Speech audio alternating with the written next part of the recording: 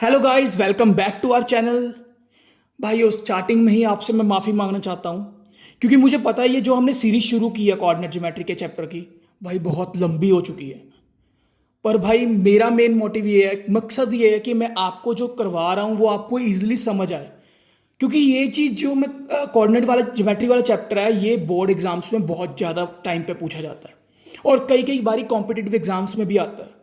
तो मैं नहीं चाहता कि आपका कोई भी पॉइंट मिस हो, तो प्लीज़ सपोर्ट करना। चलिए वीडियो शुरू करते हैं।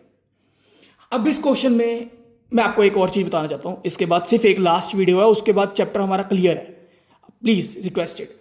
अब चलो शुरू करते हैं इस चैप्टर टॉपिक को। Find the ratio.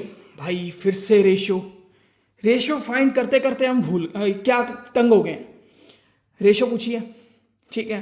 पॉइंट्स दिए हुए हैं हमें ए एंड बी। डिवाइड किससे कर रहा है आप? X axis. आपने अगर मेरी पहली वीडियो कोऑर्डिनेट ज्योमेट्री की देखी होगी तो उसमें मैंने बताया कि एक्स एक्सिस का मतलब क्या होता है।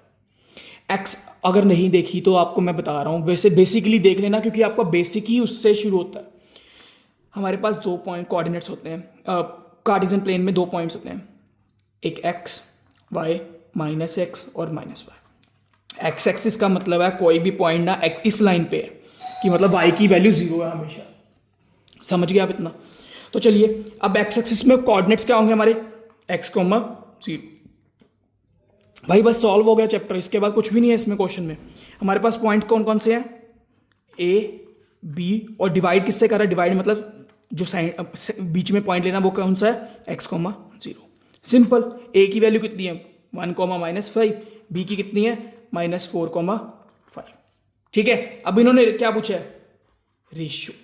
रेशो मतलब, अब रेशो दी नहीं हुई तो मैंने आपको पिछली वीडियो में बताया था कि जब रेशो नहीं देते दी होती तो हम लेट करते हैं k ratio 1। Let the ratio be k ratio 1। ठीक है, कुछ भी नहीं रहा भाई अब तो क्वेश्चन में। ये हमारे पास m1 हो गया, ये m2, x1 y1 x2 y2 और ये x और ये y। समझ गए? दोनों तरीके से सॉल्व करता हूं, देखना एक बारी।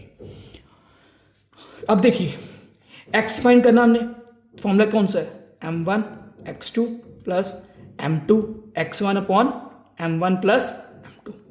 वैल्यूज पुट करनी है भाई। m1 की जगह पे क्या है? k। x2 की जगह पे क्या है?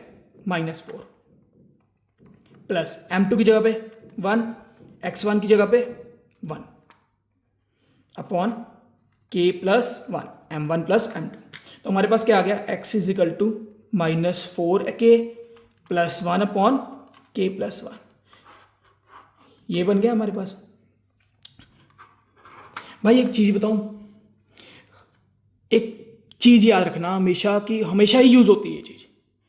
हमारे पास ना दो चीज़ें हैं फाइंड करने को, k और x की वैल्यू। इसको हम कभी सॉल्व नहीं कर सकते।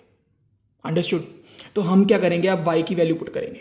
तो y is equal to m1 y2 plus m2 y1 upon m1 plus m2। तो y की वैल्यू, अब y की जगह पे क्या है? 0। तो 0 इज इक्वल टू m1 की जगह पे k, y2 की जगह पे क्या है? 5 प्लस m2 की जगह पे 1, m2 की जगह पे 1 है ना, मल्टीप्लाई बाय y1 की जगह पे -5 अपॉन k प्लस 1। ठीक है। अब हमारे पास क्या बन गया? 5k -5 अपॉन k प्लस 1, मतलब 0 is equal to 5k -5 upon k plus 1। अब हमें पता है कि डिवाइड उधर क्या होता है? मल्टीप्लाई। तो 0 multiply by k plus 1 is equal to 5k -5। ठीक है। अब हम कोई भी नंबर को जिस 0 से मल्टीप्लाई करते हैं तो हमारे पास क्या आता है? 0। तो 5k -5, तो हमारे पास क्या आ गया? 5k is equal to 5, minus उधर क्या होता है? +5। तो डिवाइड, मल्टीप्लाई उधर के डिवाइड, तो हमारे पास k की वैल्यू कितनी आ गई? 5/5 मतलब 1। तो मतलब कि k की वैल्यू, k रेशियो 1 कितना है? 1:1, मतलब हमारे पास रेशियो आ चुकी है। समझ गए? दोस्तों, ज़्यादा से ज़्यादा शेयर करो ताकि मुझे मोटिवेट मिले, मैं और भी अच्छे वीडियोस बना सकूं। Please, thank you.